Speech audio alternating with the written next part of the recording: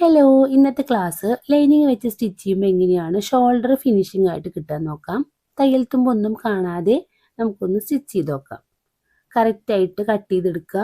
ചുരിദാറിൻ്റെ ടോപ്പ് ആണെങ്കിലും എന്താണെങ്കിലും. എന്നിട്ട് നല്ല ഭാഗത്ത് ലൈനിങ് വെച്ച് ആ റേഞ്ച് ഇതുപോലെ സ്റ്റിച്ച് ചെയ്ത് കൊടുക്കാം. ഫ്രണ്ട് കഴുത്തും ബാക്ക് കഴുത്തും ഇതുപോലെ സ്റ്റിച്ച് ചെയ്ത് കൊടുക്കണം.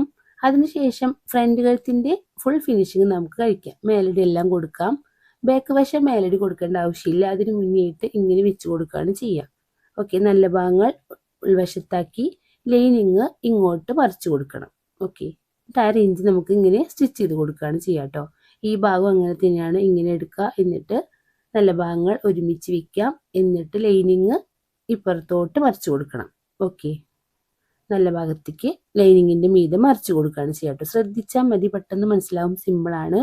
അപ്പോൾ ഇതുപോലെ കിട്ടും, കണ്ടില്ലേ? നല്ല ഫിനിഷിംഗ് ആണ്. ഉടുപ്പിനും ഫ്രോക്കിനൊക്കെ നല്ല ഭംഗി ഉണ്ടായിരിക്കും കേട്ടോ അങ്ങനെ ചെയ്ത് കഴിഞ്ഞാൽ. അപ്പോൾ എല്ലാവരും ഒന്ന് ട്രൈ ചെയ്ത് നോക്കുക. അടുത്തൊരു വീഡിയോ കാണുന്നതായിരിക്കും. ഓക്കെ.